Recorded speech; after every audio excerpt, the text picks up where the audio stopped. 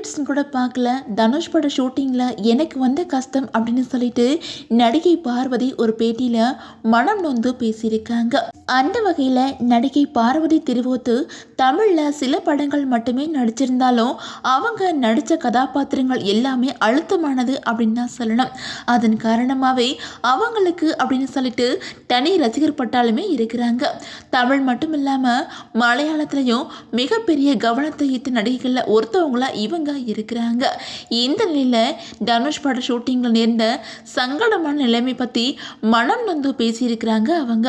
அந்த வகையில் மலையாள திரையுலகத்தில் தன்னோட நடிப்பு பயணத்தை ஆரம்பித்த பார்வதி திருவோத்து தமிழில் பூ படத்தில் முதல் முறையாக நடிச்சிருந்தாங்க. சசி இயக்கியிருந்த அந்த படத்தில் ஸ்ரீகாந்த் ஹீரோவாக நடிச்சிருந்தாங்க. அந்த படத்தில் பார்வதி மாரி அப்படிங்கிற கேரக்டரை ஏற்றிருந்தாங்க. மிகப்பெரிய வரவேற்பை பார்வதியோட நடிப்பு பெற்றிருந்துச்சு. படமும் சூப்பர் டூப்பர் ஹிட் அடித்தனால கண்டிப்பாக பெரிய நடிகையே வருவாங்க அப்படின்னு கணிக்கப்பட்டுச்சு. அதே நேரம் அவங்களுக்கு வாய்ப்புகளும் குவியத்தான் செஞ்சிருந்துச்சு. ஆனால் கதைகளை ஒத்துக்கிறதுல ரொம்பவே நிதானமாக இருப்பாங்க பார்வதி. இதனால இவங்க தமிழில் சில படங்கள் மட்டும்தான் நடிச்சிருக்கிறாங்க. அப்படி அவங்க நடிக்கிற படங்களில் அவங்க ஏற்கிற கேரக்டர்கள் காலத்துக்கு நின்று பேச முடியாது இருக்கும். தமிழில் எப்படியோ மலையாளத்துலையும் அதை விட அதிகமாகவே நல்ல பேரை பெற்றிருக்காங்க. தேசிய விருதுகளையுமே வாங்கியிருக்காங்க. கடைசியாக இவங்க தமிழில் தங்கலான் படத்தில் நடிச்சிருந்தாங்க. விக்ரம் படத்தில் எப்போவுமே அவர் தான் நடிப்பில் அப்ளாஸை அதிகம் அள்ளிக்கிட்டு போவாங்க. ஆனால் இந்த படத்தில் விக்ரம் இணையாக பார்வதியும் அப்ளாஸை அள்ளினாங்க அப்படிங்கிறது குறிப்பிடத்தக்கது.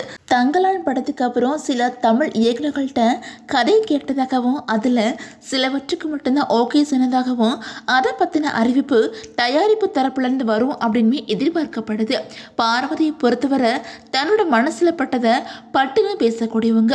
அது மட்டும் இல்லாமல் சமூகத்தில் நடக்கிற அசிங்கங்கள், கொடுமைகள், தவறுகள் இது எல்லாத்துக்கும் எதிராகவும் குரல் கொடுக்குறவங்க அப்படின்னு தான் சொல்லணும். ஹேமா கமிஷன் அறிக்கை விஷயத்தில் கூட மலையாள திரையுலகத்தை சேர்ந்த பல நடிகைகள் வாய் மூடி மௌனமாகவே இருந்தாங்க. ஆனால் பார்வதியோ சகட்டு மேனிக்கு விளாசிட்டாங்க. இந்த நிலையில் மரியான் படத்தில் நடிக்கும்போது தனக்கு நேர்ந்த அனுபவத்தை ஷேர் பண்ணியிருக்கிறாங்க. அவங்க என்ன சொல்லியிருக்காங்க அப்படின்னா, மரியான் படத்தில் ஒரு லவ் சாங்க்கு தண்ணியில் முழுவதுமாக நனைஞ்சபடி நடந்தேன். மாற்றிக்கிறதுக்கு ட்ரெஸ்ஸும் கொண்டு வரலை.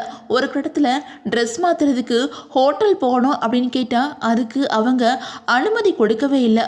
எனக்கு பீரியடு, அதனால் கண்டிப்பாக போகணும் அப்படின்னு சத்தமாக சொன்னேன். அதுக்கப்புறம் தான் என்னைய அனுமதிச்சாங்க.